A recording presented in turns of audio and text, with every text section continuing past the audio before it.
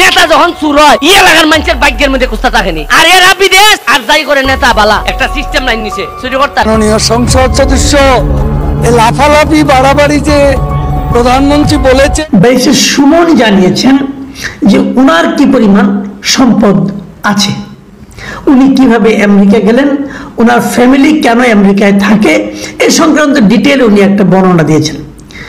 ভিডিওটা পুরনো, বেশ পুরনো আমার ধারণা, এবং তারপরেও রিসেন্টলি এটা বিভিন্ন সামাজিক মাধ্যমে অনেকেই দেখি শেয়ার করছে। আসলে চুন্নুর সঙ্গে ওনার এই আলোচনা না হলে হয়তো এই শেয়ারিংটা এভাবে হতো না। সম্মানিত দর্শক শ্রোতা, আসসালামু আলাইকুম। ব্যারিস্টার সুমন এমপি ভাইকে নিয়ে আজকে একজন ভাই উনি যে তথ্যগুলো দিয়েছেন এবং আমাদের দেশের বড় বড় এমপি মন্ত্রী যারা আছেন তাদের আয়ের উৎস কত এবং কিভাবে তুলে ধরেছেন সম্পূর্ণ কথাই কিন্তু এখানে উঠে এসেছে। আজকে ব্যারিস্টার সুমন এমপি উনি তো ওনার নির্বাচনের সময় হলফনামার মধ্যে ওনার কত টাকা দিয়েছে, 9 লক্ষ টাকা ওনার ক্যাশ দেখিয়েছে, ওনার আয়ের উৎস দেখিয়েছে, আর অন্যান্য এমপিরা অনেক টাকাই দেখিয়েছে এবং কিছু এমপিরা যত আয় আছে এর সাথে কম দেখাইছে। যদি একজন 500 কোটি টাকার মালিক থাকে সে 1 কোটি টাকা আয় দেখাইছে, এমন ধরনের অনেক কিছু আপনারা দেখেছেন। ইলেকশনের সময় অনেকের হলফনামায় কে কত টাকার মালিক দিয়েছেন। এখানে যদি তাদের কোনো ভুল তথ্য দেওয়া হয়, যদি এটা নির্বাচন কমিশনের হাতে ধরা পড়ে, তাহলে তাকে নির্বাচন থেকে বহিষ্কার করা হয়, তাকে নির্বাচন থেকে বাদ করে দেওয়া হয়। এখন কিছু কিছু এমপি মন্ত্রী যারা এখন আছে, অনেকবার এমপি হয়েছেন এবং এখন এমপি হলে 5 বছরে যদি তার টাকা থাকে 10 লক্ষ, আর 5 বছর এমপি করলে তার হয়ে যাবে 1 কোটি টাকা। তখন এই সব টাকা কিভাবে তারা ইনকাম করেছে সেই টাকাগুলো কিন্তু তারা কোনোভাবেই এই হিসাব দেয় না। আজকে যে একজন ভাই ব্যারিস্টার সুমন ভাইয়ের প্রশংসা করেছেন, কিছু আলোচনা করেছেন একজন ভাই, আসুন সেই ভাইয়ের মুখ থেকে কিছু কথা আমরা শুনে আসি। ব্যারিস্টার সুমন জানিয়েছেন যে উনার কি পরিমাণ সম্পদ আছে, উনি কিভাবে আমেরিকা গেলেন, ওনার ফ্যামিলি কেন আমেরিকায় থাকে, এই সংক্রান্ত ডিটেল উনি একটা বর্ণনা দিয়েছেন। ভিডিওটা পুরনো, বেশ পুরনো আমার ধারণা, এবং তারপরেও রিসেন্টলি এটা বিভিন্ন সামাজিক মাধ্যমে অনেকেই দেখি শেয়ার করছে। আসলে চুন্নুর সঙ্গে ওনার এই আলোচনা না হলে হয়তো এই শেয়ারিংটা এভাবে হতো না। সেখানে যে জিনিসটা ব্যারিস্টার সুমন সাহেব ক্লিয়ার করেছেন সেটা হলো যে উনি কিভাবে বাংলাদেশ থেকে ইংল্যান্ডে যে ব্যারিস্টারি পাস করলেন, ব্যারিস্টারি পাস করে উনি কিভাবে কাজ করে ওখানে অড জব করে টাকা উপার্জন করেছেন, তারা একটা ফিস্টিং দিয়েছেন। তারপরে কিভাবে ওনার বোন আমেরিকায় থাকেন, বোন জামাই আমেরিকায় থাকেন, তারা কিভাবে তার ফ্যামিলিকে মানে ব্যারিস্টার সুমনের ফ্যামিলিকে সুমন সহ আমেরিকায় নিয়ে গেছেন, সে কাহিনী উনি বর্ণনা করেছেন। এবং ওখানে সুমন সাহেবের বাচ্চারা পড়াশোনা করে, স্কুলে ফ্রি অফ কস্ট পড়াশোনা করে, সুমন সাহেবের স্ত্রী চাকরি করে সংসার চালান, এগুলো উনি বর্ণনা করেছেন। উনি বাংলাদেশে প্র্যাকটিস করেন এবং এই প্র্যাকটিস করে কিছু টাকা ওখানে পাঠাতে পারেন, যেটা নাকি তাদের প্রয়োজনের তুলনায় কম, কিন্তু ওনার স্ত্রী যেহেতু চাকরি করেন তো ওনারা চলে যান। এবং সেখানে উনি বলেছেন যে ওনার স্ত্রী অথবা ওনার মানে বোন যারা বিদেশি আমেরিকা আছেন তাদের কারোরই নিজের নামে কোনো বাড়ি ঘর নেই। এটা ওই ভিডিওটাতে আমিও দেখতে পেলাম, কিন্তু অত দূর যাওয়ার তো প্রয়োজন নেই। গত নির্বাচনের আগে আমি সুমন সাহেবের একাধিক ভিডিও দেখেছি যেখানে উনি জানিয়েছেন যে উনার কি আছে সম্পদ, উনার দেশের সম্পদ বলতে, যেটা নাকি ওটারও পরে উনি জানিয়েছেন সম্পদ বলতে ওনার আছে একটা ল্যান্ড ক্রুজার গাড়ি যার দাম 96 লাখ টাকা, এবং 96 লাখ টাকার মধ্যে 50 লাখ টাকা দুটো ব্যাংক, পূবালী ব্যাংক এবং সাউথ ইস্ট ব্যাংক থেকে উনি লোন নিয়েছেন, আর বাকি যে 46 লাখ টাকা উনি দিয়েছেন সেখান থেকে আবার 30 লাখ টাকা ওনার পুরনো একটা গাড়ি বিক্রি করে পেয়েছেন, আর 16 লাখ টাকা উনি নিজে সংগ্রহ করে দিয়েছেন। এই হলো ওনার গাড়ি কেনার ইতিহাস। এই গাড়িটা ছাড়া ওনার আর কোনো প্রপার্টি নেই বলে উনি নির্বাচনের আগে দাবি করেছেন। এবং সে সময় উনি বলেছেন ওনার সম্পদ বলতে যা আছে তার পরিমাণ হলো 9.5 লাখ টাকার মতো। এবং উনি চ্যালেঞ্জ করে বলেছেন 5 বছর পরে আপনারা দেখে রাখবেন, লিখে নেন আপনারা, এরকম বলেছেন যে 5 বছর পরে আমার সম্পদ এই 9.5 লাখ টাকা থেকে বেড়ে বড় জোর 15 লাখ টাকা হবে, এর চেয়ে বেশি হবে না। এবং যে কথাটা উনি ফিনিশিং বলেছেন সেটা হলো যে ভাই, সম্পদ অর্জন করতে আমি এমপি হতে আসিনি, আমি মানুষের সেবা করার মানসিকতা নিয়ে এমপি হতে এসেছি। আপনি বাংলাদেশের যে কোনো এমপিকে জিজ্ঞাসা করেন, ভাই আপনি যে এমপি হয়েছেন আপনার লক্ষ্যটা কি, সবাই বলবে সম্পদ অর্জন করার জন্য আমি আসিনি, আমি মানুষের সেবা করার জন্য এসেছি। সুমন সাহেব যা বলছেন ওনারাও তাই বলেন, কিন্তু আসলে কি তাই হয়?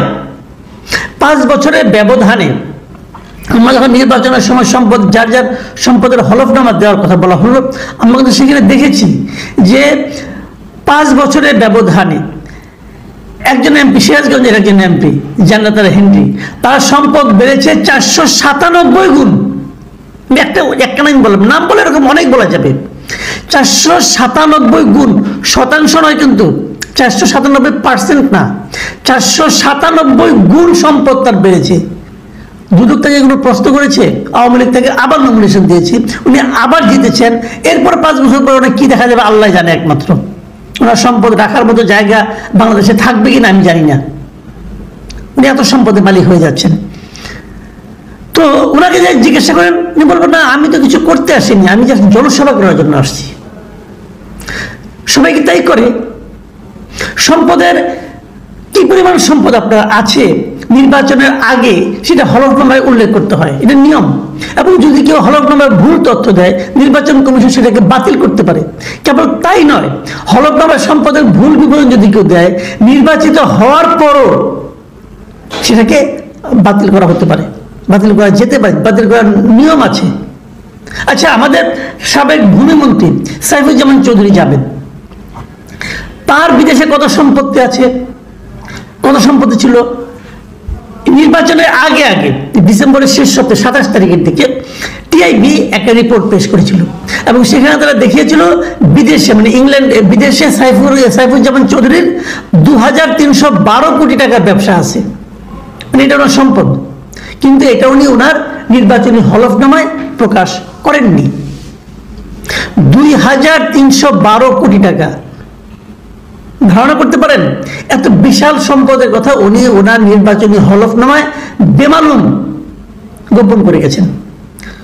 পরে 3 মাস পরে মার্চের প্রথম সপ্তাহে, মার্চের 2 তারিখে একটা প্রেস কনফারেন্সে সাংবাদিকরা ওনাকে আবার সেই কথা জিজ্ঞাসা করেছিল। ততদিনে তিনি কিন্তু এমপি হয়ে গেছেন।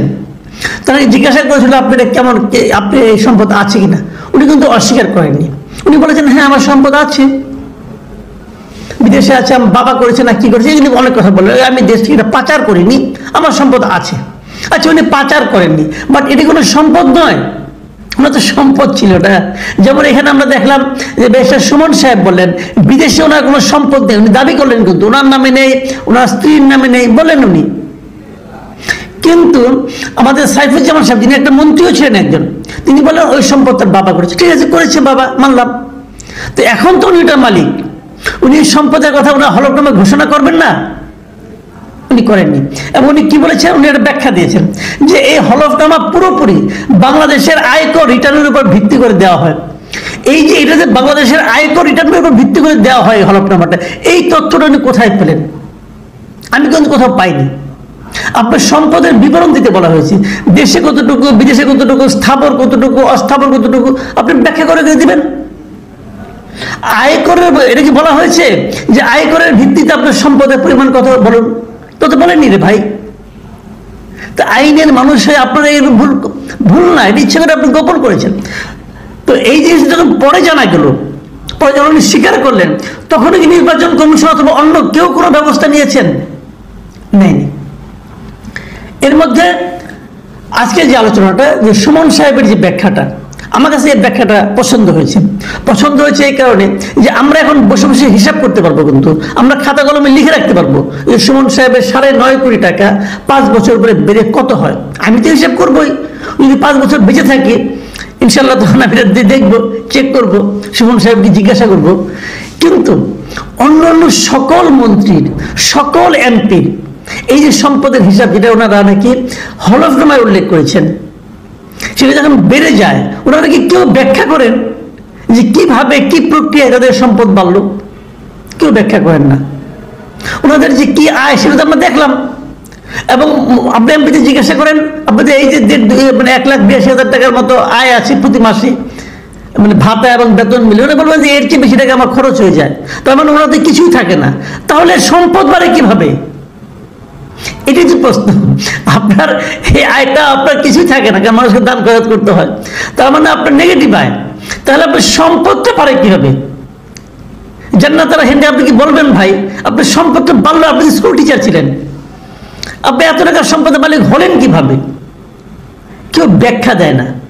এবং তারা জানে আমি যে হলফনামা দিচ্ছি এটাতে লোকে দু একজন পড়বে, কিন্তু কেউ তাকে প্রশ্ন করবে না কিভাবে হলো, কেউ জিজ্ঞাসা করে না। এই দেশে বিশেষ করে যারা ক্ষমতাবান তাদের কোনো জিজ্ঞাসাই করে না। এখানে হলো প্রশ্নটা। ক্ষমতাবানদের এই যে দৌরাত্ম্য, ক্ষমতাবানদের এই যে নির্লজ্জতা, ক্ষমতাবানদের এই যে লুটপাট করার প্রবণতা, এটা কি আগামীতেও চলতে থাকবে? আর আমরা অসহায় মানুষ দেখতেই থাকবো? কোনো প্রতিকার হবে না এর? প্রিয় দর্শক, এই প্রশ্নটা আপনাদের কাছে রইল, আপনারাও নিজেকে প্রশ্ন করুন, আপনাদের কি করণীয় আছে এখানে?